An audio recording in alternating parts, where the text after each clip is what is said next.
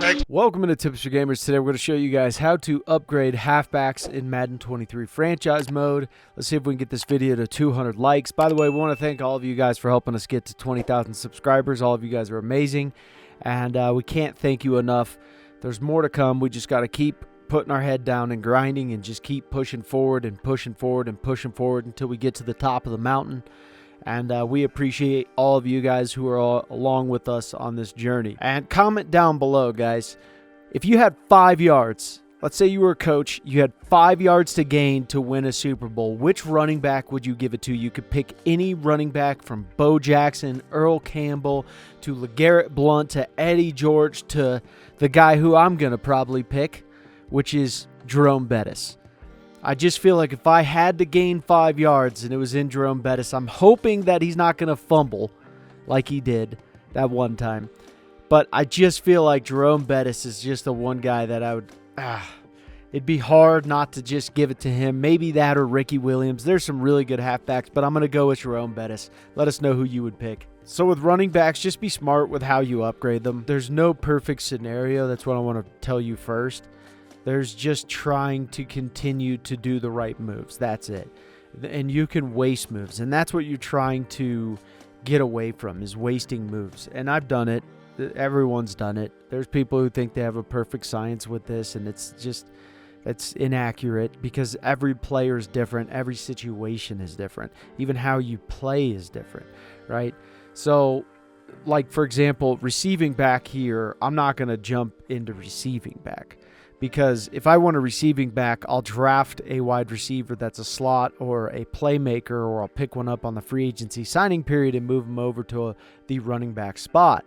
Now, some people will say that's unrealistic, but you know, you can't listen to just random people and telling you what's realistic and what isn't realistic, because getting a guy who's a 69 overall and moving him to running back and he's a 72 is not unrealistic. And Cordell Patterson, the running back for the Falcons, played wide receiver for a long time in the NFL.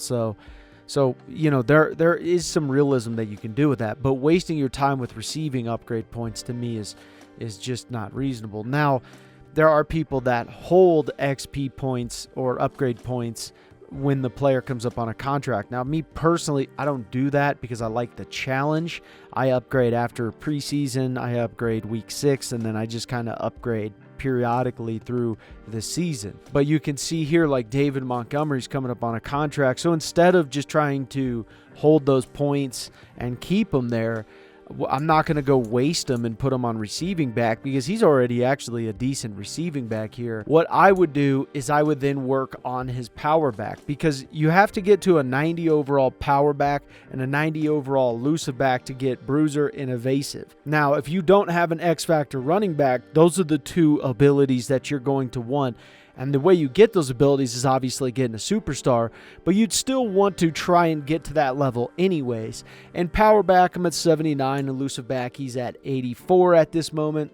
And you won't always see upgrades, okay? But this is something that, all right, I'll start to pump up, you know, that power back a little bit. Now, if the power back is two down, you know, let's say it's like 10-point difference, something crazy, I don't know. Pick some number that's kind of crazy. Then I would work on what he's best at. I would just say, fine, if he's a pure elusive running back, you have to also think about, are you going to trade this guy away in the future? Maybe he's not your guy. Maybe you like him and, you know, you're like, hey, I like him, but I'm not going to keep him. I'm not going to sign this guy. So what you do, then you just inflate him, right? I'm not doing anything he's not good at. I would just purely do elusive halfback upgrades all the way until, you know, I'm ready to trade him, because I'm just going to inflate as much as I can, like a balloon, inflate his overall and make him look as good as possible. So there's different strategies of what you should do depending on the situation. But in a situation like this, I don't want to make him like super expensive, but I also want that power back to go up as much as possible anyways. And if you're in a simulation league, even a user play league, power back skills are just great. You can get a running back, and you saw there I got 1 speed from the power back. That's what's beautiful.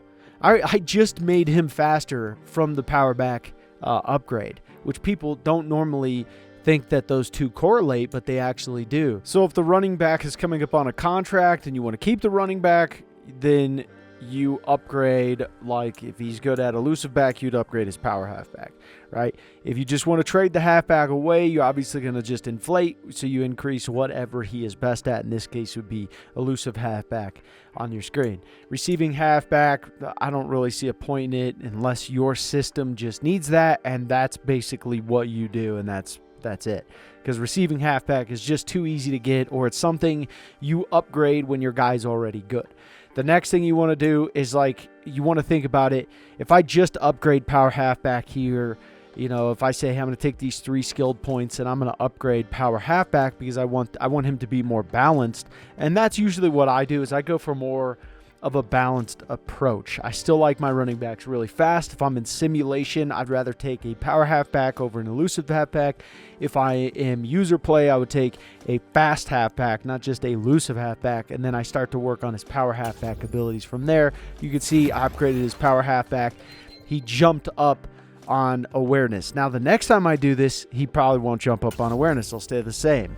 But if I do it another time, he'll jump up. So technically, you know, and it's, yeah, so he jumped up. Okay, so technically, out of 3 upgrades, his overall increased twice. Okay, so it is smart to go with a balanced approach. Okay, it's not going to always be like 1 out of 3 that won't be upgraded. It could be 2 out of 3.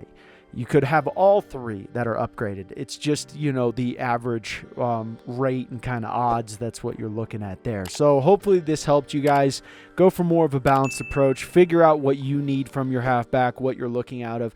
Are you just trying to get a 2nd round pick for the guy? Are you actually trying to get him a little bit cheaper for when you sign contracts?